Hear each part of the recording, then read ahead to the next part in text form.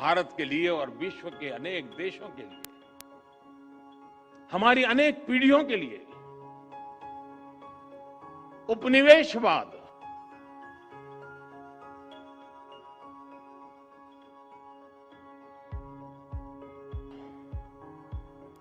Colonialism, उपनिवेशवाद की बेड़ियों में जकड़े हुए जीना एक मजबूरी थी। भारत की आजादी के समय से पूरे विश्व में एक पोस्ट कॉलोनियल कालखंड की शुरुआत हुई। अनेकों देश आजाद हुए। आज पूरे विश्व में कोई भी ऐसा देश नहीं है जो प्रकट रूप से किसी अन्य देश के उपनिवेश के रूप में एग्जिस्ट करता है। लेकिन इसका मतलब यह नहीं है कि उपनिवेशवादी मानसिकता, कॉलोनियल माइंडसेट समाप्त हो गया है। हम देख रहे हैं कि हम मानसिकता अनेक विकृतियों को जन्म दे रही है।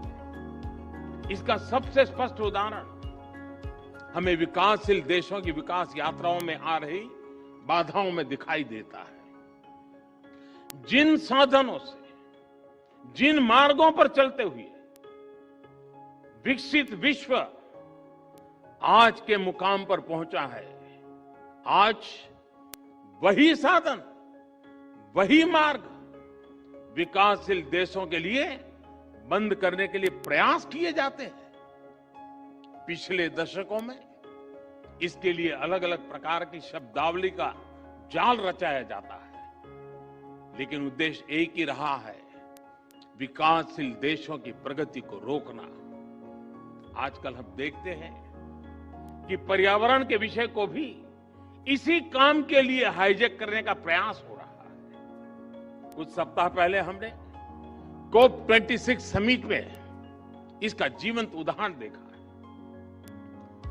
अगर एब्सोल्यूट क्यूमुलेटिव एमिशंस की बात करें तो विकसित देशों ने मिलकर 1850 से अब तक, 1815 से अब तक भारत से 15 गुना अधिक उत्सर्जन किया है।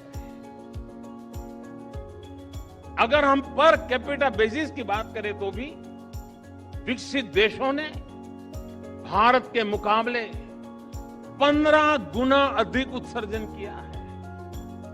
अमेरिका और यूरोपीय संघ ने मिलकर भारत की तुलना में 11 गुना अधिक एब्सोल्यूट क्यूमुलेटिव एमिशन किया है।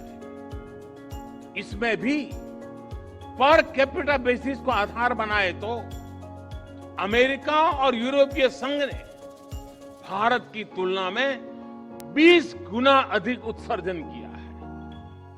फिर भी आज, और हमें गर्व है, भारत जिसकी सभ्यता और संस्कृति में ही प्रकृति के साथ जीने की प्रवृत्ति है, जहां पत्थरों में, पेड़ों में, प्रकृति के कण कण में, जहां पौधे में भी परमात्मा देखा जाता है, उसका स्वरूप देखा जाता है, जहां धरती को मां के रूप में पूजा जाता है, उस भारत को पर्यावरण संरक्षण के उपदेश सुनाए जाते हैं। और हमारे लिए ये मूल्य सिर्फ किताबी नहीं है, किताबी बातें नहीं है। आज भारत में लायन, टाइगर, डॉल्फिन आदि की संख्या और अनेक प्रकार की बायोडायवर्सिटी के मानकों में लगातार सुधार हो रहा है। भारत में वन क्षेत्र बढ़ रहा है। भारत में डिग्रेडेड लैंड का सुधार हो रहा है। गाड़ियों के ईंधन के मानकों को हमने स्वेच्छा से बढ़ाया है। हर प्रकार की रिन्यूएबल एनर्जी, उस क्षेत्र में हम विश्व के अग्रणी देशों में हैं। और पेरिस समझौते के लक्ष्यों को समय से पहले प्राप्त करने की ओर अग्रसर अगर कोई है तो एकमात्र हिंदुस्तान है।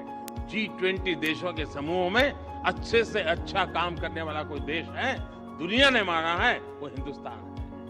और फिर भी ऐसे भारत पर पर्यावरण के नाम पर भांति भांति के दबाव बनाए जाते हैं। यह सब उपनिवेशवाद मानसिकता का ही परिणाम है। लेकिन दुर्भाग्य यह है कि हमारे देश में भी ऐसी ही मानसिकता के चलते अपने ही देश के विकास में रोड़े अटकाए जाते हैं। कभी फ्रीडम ऑफ एक्सप्रेशन के नाम पर, तो कभी किसी और चीज का सहारा लेकर। इस कॉलोनियल माइंडसेट की वजह से भारत जैसे देश में, विकास के लिए प्रयास कर रहे देश में करोड़ों आशाएं टूटती हैं, आकांक्षाएं दम तोड़ती हैं। आजादी के आंदोलन में जो संकल्प शक्ति पैदा हुई, उसे और अधिक मजबूत करने में ये कॉलोनियल माइंडसेट बहुत बड़ी बाधा है।